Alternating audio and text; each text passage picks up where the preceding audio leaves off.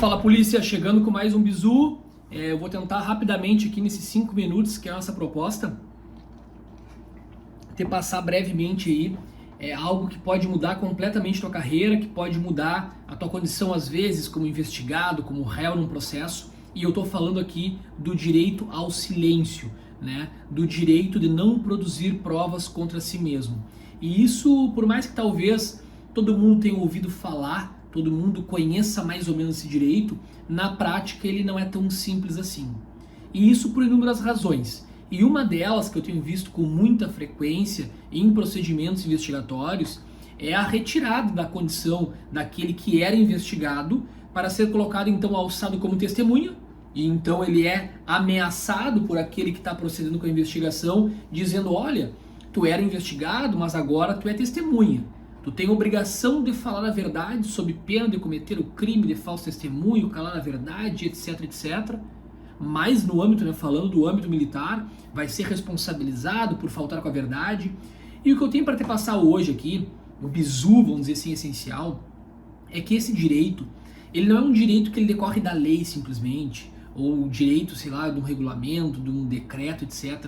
Isso vem de um plano constitucional, e digo mais, vem de um plano internacional, de tratados internacionais, de convenções. São diversos países que comungam desse entendimento, de que aquele que está na condição de investigado, ele não precisa, ele não tem obrigação de fazer nada que possa, de algum modo, lhe trazer a responsabilidade daquele fato que está sendo imputado.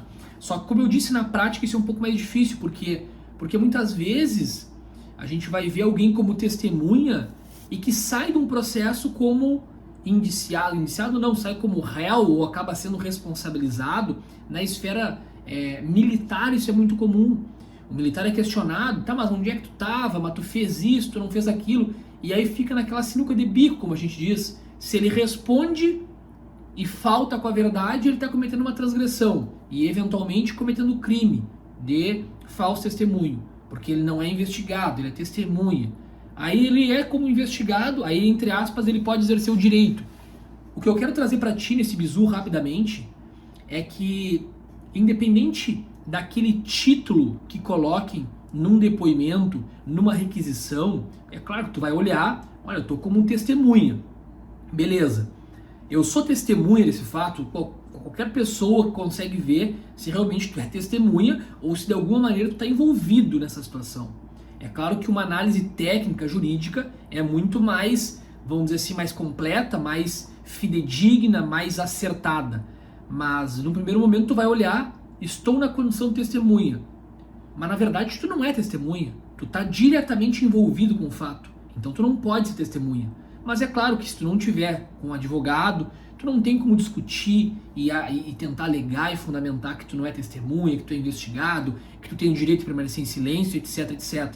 O que tu pode fazer? Tu vai ser ouvido, tu vai ser questionado, e naquilo que tu entende que tu pode ser prejudicado, mesmo na condição de testemunha, que a tua resposta possa te trazer algum tipo de responsabilização, tu pode sim responder: olha, em relação a tal questionamento, eu vou permanecer em silêncio, porque, muito embora esteja na condição de testemunha, eu entendo que esta resposta pode me comprometer de algum modo, ou eu sou réu em outro processo que trata de fatos semelhantes, ou eu estou respondendo um processo administrativo correlato, simultâneo aos fatos.